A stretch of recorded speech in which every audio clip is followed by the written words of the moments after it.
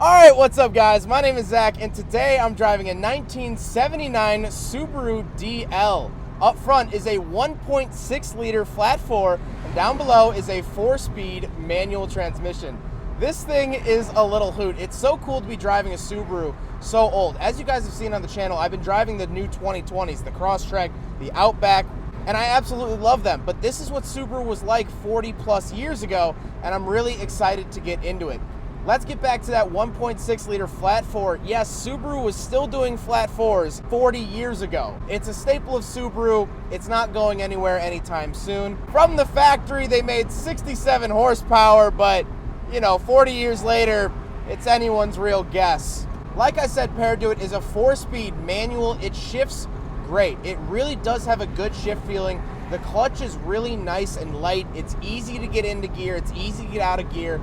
And driving this car actually isn't that intimidating once you get around the fact that it's a 40-year-old car. Once you get past that, it's an absolute blast to drive, and it's really like driving any car from the 90s or even 2000s. It feels great, and honestly, it feels almost like a Volvo. If you've ever driven an old Volvo, it drives in a very similar manner. Everything feels like it has a purpose. Everything feels like the people at Subaru actually sat down in the 70s with their plaid suits and cigarettes and decided exactly how they wanted the car to be.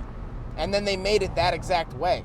Last but not least, of course, this is the 4-wheel drive version. However, when you're driving around, it's just front-wheel drive. That's what's different. Modern Subarus are all-wheel drive. They have these computer algorithms that somehow determine what power goes to which wheel.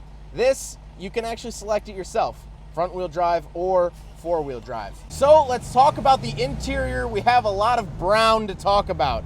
In front of me, I have a speedometer, which is very oddly shaped. I miss oddly shaped speedometers. Now every speedometer is round or just regular digits. That's pretty boring in my book. I like the odd sort of oval-shaped speedometer.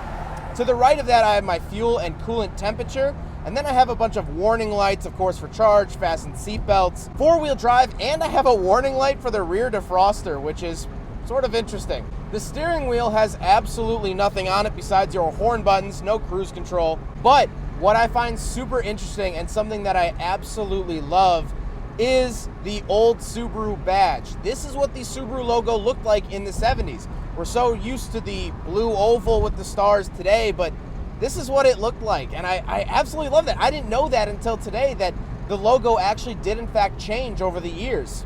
I think that's really cool. Something to point out under the gauges is that there's a warning label that says, do not use 4-wheel drive over 50 miles an hour. Do not shift selector when cornering. This car is full of warning labels, and I think it's absolutely hilarious, so quirky, so weird, and we'll get into some other ones later. To the left of me, I do have my headlights. This is the only way that you can flash to pass. There's no actual stalk to do so, so if you want to signal someone, you got to pull the actual button out. And of course, on the door, I just have my crank windows, no power windows here, but I have yet another warning label. This time, it's warning me about leaving the car on startup. You might have to blip the throttle. I'll let you guys read it. I think that's absolutely hilarious that they put a warning label for leaving your car warming up, and they're like, you might have to hit the pedal a little bit.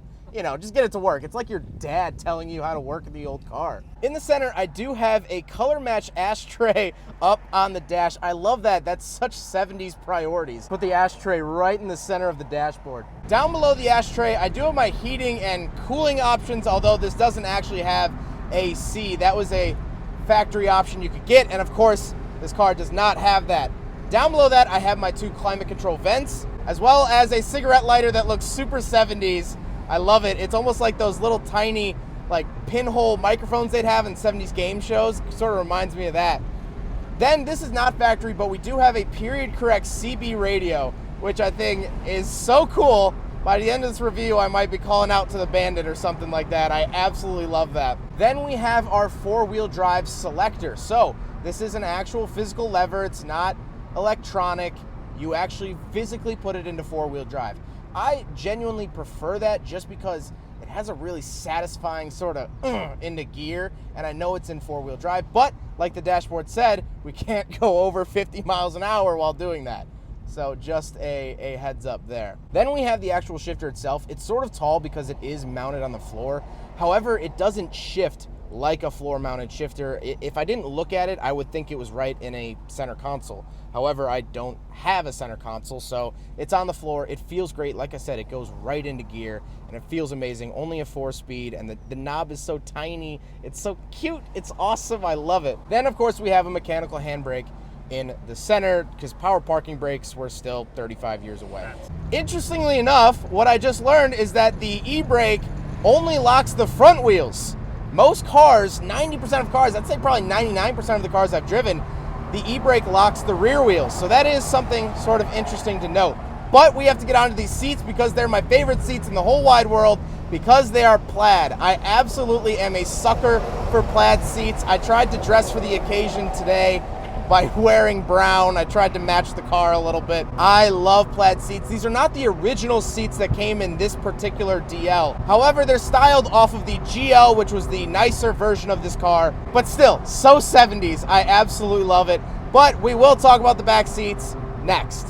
All right, so we're in the back of the 1979 Subaru DL, and honestly, the only issue back here is the actual size. This is a very small car, so the actual size of the back seat is small. However, the seats themselves are very, very comfortable. They're very plush, they're bouncy, they're old seats. I love old seats because they were very, very comfortable.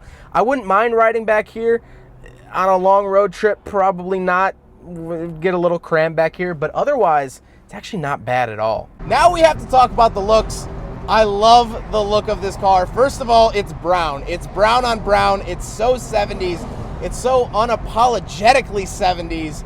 I absolutely love it. I think it looks amazing, and it's in really good condition, this particular car that I'm driving. I just love this car in general, and what you're seeing right now on screen, we actually filmed at the Indiana plant for modern Subarus. This is where they make Subarus today, the Crosstreks, the Imprezas, the Legacies, Outbacks. Something you might notice while looking around the exterior of the car is that this car did not have, and still does not have, a passenger side mirror. That is a quirk of older cars if you're unaware. I drove an 80s Corolla a couple weeks ago. It didn't have a passenger side mirror. I guess, 40 years ago, people didn't really care about looking over your shoulder, so it is what it is. However, going off those weird stickers, there's a sticker on the windshield. This is original. This was not added, saying that the car was not fitted with a rear view mirror and that it does not fit or does not comply with some of the road rules at the time. It literally just says, yeah, it doesn't comply. It just doesn't. Don't even try. Overall, I love the feeling of this car. I love driving this car. It's slow. It's horribly slow. Modern Subarus are rally-bred cars. This is just a bread car. This is like a whole grain loaf. That's exactly how it feels like and looks like, but it brings me so much joy driving an old car like this. And the thing that stands out the most to me, the thing that I'll take away from this video when I'm at home editing, eating my Raisin Bran, whatever at home, is the fact of just how well put together these old cars are. These old Subarus really hold up. I've driven tons and tons and tons of Subarus from the mid-2000s and late 90s, and honestly, they don't even hold up nearly as well as this old 70s car does. Everything works together. Everything has a place. It has a purpose. Might be an odd purpose or an odd reason, but it has one. And still, 40 years later, I'm driving this car and I'm getting the same experience that I would have gotten had I driven it 40 years ago. I absolutely love that. You cannot say the same thing about 90s and 2000s Subarus, in my opinion.